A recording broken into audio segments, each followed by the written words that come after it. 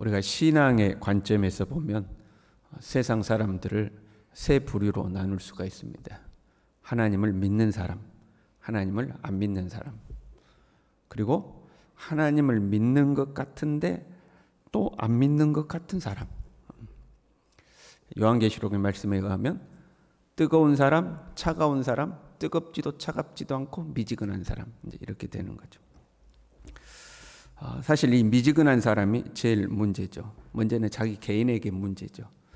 교회도 다녔어요. 예배도 드렸어요. 성도들과 함께 교회 생활도 했어요. 그런데 하나님의 심판대 앞에 서 보니까 영원한 형벌에 이 심판을 받는 거죠. 이 사람 개인적으로 비참한 거죠.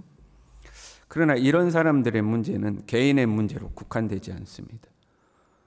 차라리 예수님을 믿지 않고 세상에 나가버린 사람은 믿음의 공동체에 영향을 미치지 않죠. 그런데 이 어중간한 사람들이 공동체에 해악을 끼치는 경우가 많이 있습니다. 공동체를 오염시키는 거죠. 더 뜨겁게 공동체를 만들어가는 것이 아니라, 자기만 미지근한 것이 아니라 공동체 전체를 미지근하게 만드는 해악을 끼치는 경우가 있습니다. 우리가 읽은 본문의 말씀은 하나님이 심판할 심판의 대상들이 기록되어 있어요. 7절에 여호와 날이 가까웠으므로, 그리고 하나님께서 그가 청할 자들을 구별하셨음이니라. 하나님이 초청한데 심판으로 초청하는 거예요. 그리고 그 심판의 대상들이 나왔는데 벌할 것이며 벌하리라, 벌하리니, 벌한다는 말이 지금 3번 반복되어 있어요. 벌받을 대상들을 기록해 놓은 거죠. 먼저 8절에요. 방백들과 왕자들과 이방인의 옷을 입은 자들, 이렇게 되어 있어요. 그들을 벌할 것이다, 이렇게 되어 있잖아요. 방백은 고관들, 고위 관직자들을 말하는 거고, 여기서 왕자는 왕족들을 말하는 거예요. 이들이 단순히 방백이고 왕족이기 때문에 심판을 받는 것이 아니죠. 방백들과 왕자들과 이방인의 옷을 입은 자들, 이제 동격인 거거든요. 방백, 왕자, 그들은 다 뭐예요? 이방인의 옷을 입은 자들, 이렇게 돼 있죠. 이방인의 옷을 입었다는 것은 이방 문화를 받아들였다, 그 말이에요. 이방의 문화를 받아들인 자들. 근데 그들이 누구였어요? 방백들이고 왕족들인 거죠. 이방의 문화를 받아들이는 것을 일종의 개방적 사고요, 진보적 사고라고 생각하는 사람들입니다. 사실 진보라는 단어는 좋은 거죠.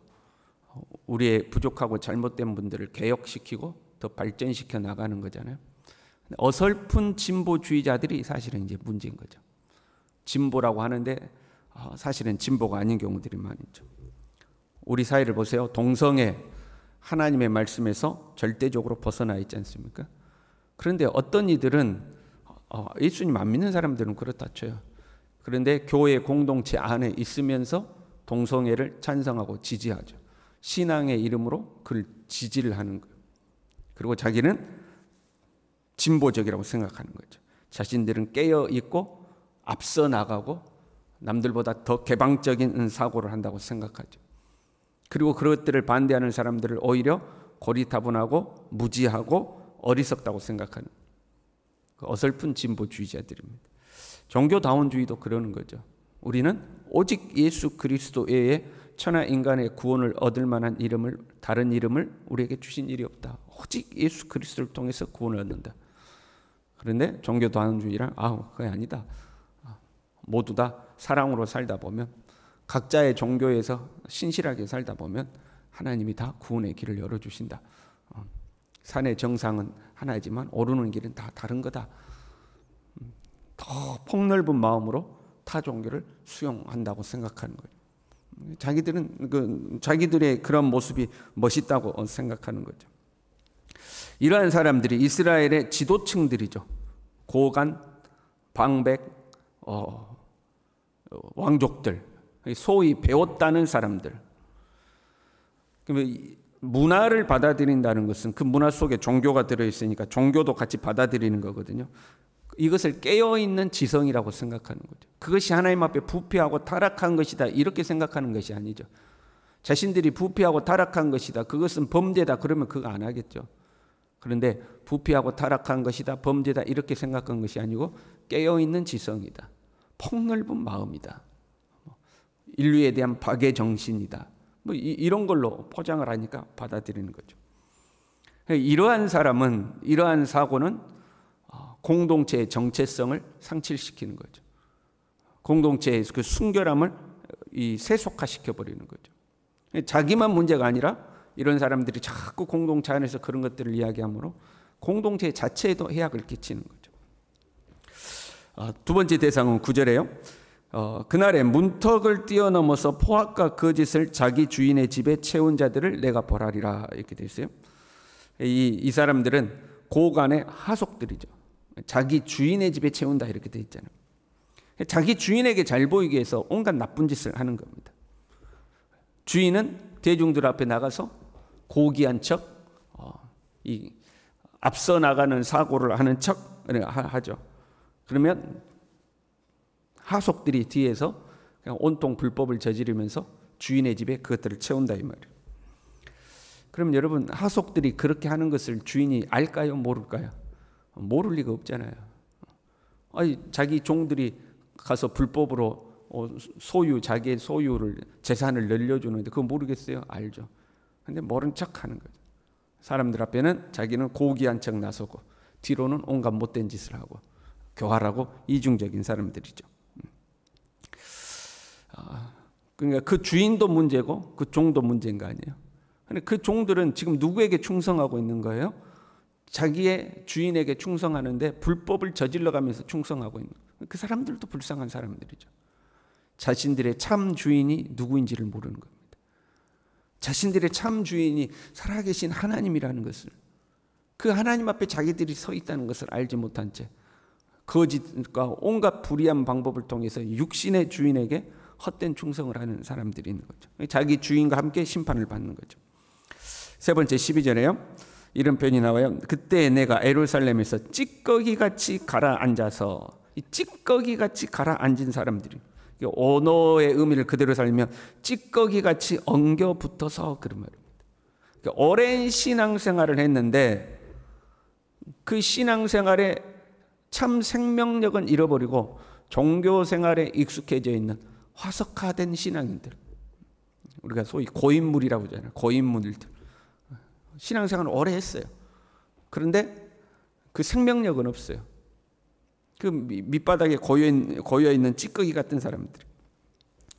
우리가 오랫동안 신앙생활 했다는 것은 영광스러운 겁니다.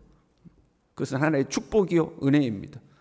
그리고 내가 30년, 40년, 50년 신앙생활 했다는 것은 우리가 경건의 자랑일 수도 있습니다. 그건 은혜고 영광이죠.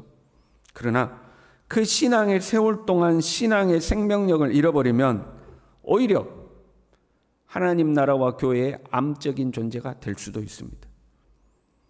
우리가 오랜 신앙생활을 했어요. 그 오랜 신앙생활의 결론이 무엇이냐? 나 같은 죄인을 건지신 하나님의 은혜가 감사하구나. 나는 죄인 중에 괴수구나. 나는 죄인 중에 괴수구나. 이런 나를 하나님이 사랑하셨고, 이런 나를 위해서 예수님이 십자가에 죽으시고 부활하시고 승천하셨구나. 그러면 할렐루야죠. 오랜 신앙생활 할수록 내가 더 낮아지고 더 겸손해지고, 내가 낮아지고 겸손해질수록 나를 향한 하나님의 사랑과 은혜는 그만큼 더 커지고, 그러면 할렐루야예요. 그런데 이 사람들은, 찌꺼기 같은 사람들은 오랜 신앙의 결론이 무엇이에요? 여호와께서는 복도 내리지 아니하시며 하도 내리지 아니하시리라. 야, 내가 신앙생활 해봤는데 야, 하나님이 간섭 안 하더라 이거예요. 내가 열심히 해도 하나님이 나한테 복도 안 주더라. 내가 대충 해도 하나님이 나한테 화도 안 내리더라. 내가 경험해 보니까 하나님이 있는지 없는지도 잘 모르겠고, 내가 경험해 보니까 그 하나님이 막 우리의 삶에 간섭도 안 하더라. 오랜 신앙의 결론이 거기에요. 여러분, 그러면 어떻게 되겠어요? 자기의 신앙이 그런 상태에 도달하면 그 다음부터는 하나님 의지하는 것도 없고 하나님을 두려워하는 것도 없습니다. 그 다음부터는 자기 욕심대로 사는 거예요. 자기 욕심대로. 자기 하고 싶은 거 하고 사는 거고. 그들이 어떻게 이야기하면 마음속에 스스로 이르기를 그랬어요. 그럼 무슨 말이에요? 믿음의 공동체를 떠나지 않아요. 그 사람들이 공동체 안에 있어요. 그리고 겉으로는 뭐라고 그래요? 할렐루야, 믿음으로 삽시다 하는 거예요. 그런데 자기 마음속으로 이야기하기는 다 소용없어. 저래도 소용없어. 하나님은 복도 주지 않고 화도 내리지 않아. 있는지 없는지도 모르겠어. 자기 마음속으로 건다는. 근데 사람들 앞에 나설 때는 어떻게 해요? 할렐루야예요. 왜 할렐루야예요? 이제는 믿음의 공동체 안에서 자기가 추구하는 것이 하나님의 뜻이 무엇이고 그 주를 위해서 어떻게 살아야 되고 이게 아니에요. 그 안에서 내 명예도 얻어야 되고 지위도 얻어야 되고, 그러니까 집사도 되고 권사도 되고 장로도 되고 해야 되고, 사람들 앞에 내 자존심도 세워야 되고 체면도 세워야 되고, 그 공동체 안에서 내가 얻을 만한 이익이 있으면 그 이익도 챙겨야 되고, 이제는 그게 중심이에요. 자기 이익과 욕심을 위해서 하는 거죠. 어떤 문제에 직면해서 하나님의 뜻을 묻지도 않습니다. 하나님 인도를 구하지도 않습니다. 뭐가 중심이냐? 철저히 나의 이익이죠. 그것이 나에게 이익이 되느냐, 나에게 짐이 되느냐. 교회 공동체에서 어떤 문제가 생겼어요. 교회 공동체에서 어떤 문제에 결정을 내려야 돼요. 그러면 우리 교회를 향한 하나님의 뜻이 무엇이냐, 우리 공동체를 향한 하나님의 뜻이 무엇이냐, 그것이 하나님의 뜻이라면 나를 희생을 하더라도 주님의 뜻에 순종하겠다, 이런 자세가 없는 거죠. 어떤 결정이 나에게 이익을 줄 거냐, 아니면 저것이 나에게 짐이 될 거냐, 나에게 손해가 될 거냐, 이게 철저히 이걸 계산하는 거죠. 철저히 자기가 중심이에요. 그래서 자기가 높임받아야 되고, 자기가 칭찬받아야 되고, 자기의 자존심이 상하면 안 되고, 자기가 존중받아야 되고, 철저히 이제 그걸 추구하게 되는 거죠. 하나님의 뜻이 무엇이고 주님이 기뻐하시는 것이 무엇이고, 이제 이거는 상관없어요. 왜? 하나님은 복도 주지 않고 화도 주지 않고 있는지도 없는지도 모르겠고, 나는 이 공동체 안에서 존중받고 인정받고 높임받고 그래야 되고. 교회는요 거의 이런 사람들로 인하여 다투고 분쟁합니다. 그렇잖아요. 하나님 살아계신다고 믿는 사람은 감히 하나님 앞에 두려워서 그렇게 할 수 없는 것들을 이런 사람들은 그냥 하거든요. 자기 혼자 하나님 없는 것처럼 살다가 자기 혼자 심판받으면 뭐 괜찮은데, 교회 공동체를 흙탕물로 만들고, 교회 공동체에서 믿음이 약한 자들을 넘어지게 만들고, 교회를 세속화시키고, 반면에 주를 위한 자기 희생이라고는 조금도 없고, 찌꺼기 같은 자들, 찌꺼기 같이 가라앉은 자들, 이들은 오래 신앙생활하는 자들이죠. 우리도 주의해야 돼요. 한 가지 기억해야 될 것은요, 그런 신앙인들이 찌꺼기처럼 엉겨 붙어서 부패하고 타락하는 것을 하나님은 기다리고 계시는 거죠. 즉각 하나님이 심판하는 게 아니고, 오랜 시간 동안 그들이 밑바닥에 찌꺼기처럼 엉겨 붙은 그런 신앙인이 되는데도 하나님은 기다리고 계시는 거죠. 왜 그러냐면 하나님은 시간으로 우리를 검증하십니다. 시간 속에서 우리를 검증하십니다. 여러분, 우리가 신앙이요, 어떤 하나님의 특별한 은혜를 경험했다거나 신비한 경험을 했다거나 그래서 반짝 뜨거워질 수 있어요. 그럼 그것도 귀한 것입니다. 그러나 그것보다 더 중요한 것은 그 신앙이 얼마나 지속될 것이냐, 이게 더 중요한 거죠. 반짝 뜨겁게 할 수는 있어요.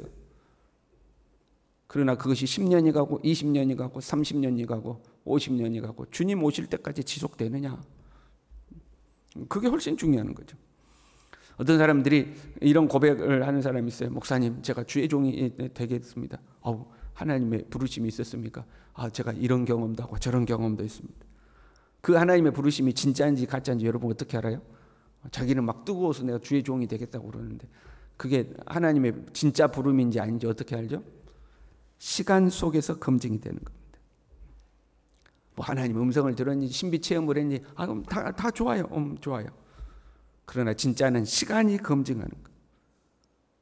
시간 속에서, 세월 속에서 때로는 좋은 일도 경험하고 나쁜 일도 경험하고 쉬운 일도 경험하고 어려운 일도 경험하고 때로는 영광받는 일도 있고 상처받는 일도 있고 여러 가지 일들, 별의별 일을 다 경험하면서 그럼에도 불구하고 변하지 않는 게 진짜인 거예요.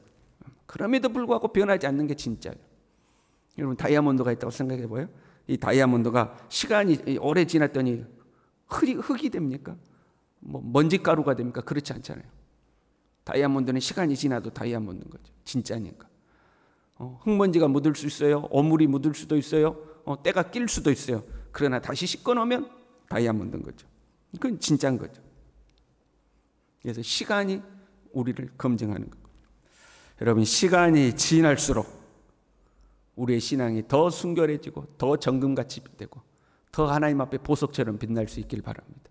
시간이 지나더니 찌꺼기같이 엉겨 붙어가지고 괜히 헛된 지식으로 자기 멋이나 부릴 줄 알고 공동체 안에서든 어디서든 자기 이익만 챙기려고 하는 이런 사람이 아니라 시간이 지날수록 하나님의 은혜에 감사하고 겸손하게 주님과 동행하는 우리 모두 될 수 있기를 바랍니다.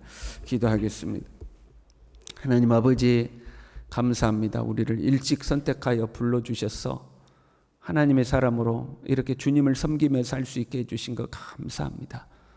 세월 지날수록 더욱 주님 의지하고, 세월 지날수록 더 겸손해지고, 세월이 지날수록 나 같은 죄인을 건지신 하나님의 은혜가 더 커지고, 더 감격하고, 더 감사하고, 겸손히 하나님과 동행하는 사람이 될 망정, 하나님 믿음도 잃어버리고 신앙도 잃어버리고 하나님을 경외함도 잃어버리고 자기 자신의 욕심과 욕망만을 쫓아가는 찌꺼기 같은 신앙인이 되지 않도록 하나님 우리 모두를 붙들어 주시고 더 겸손하고 더 낮아지고 더 순결하고 더 보석처럼 빛나는 하나님의 사람들이 다 될 수 있도록 우리 모두를 붙들어 주시옵소서.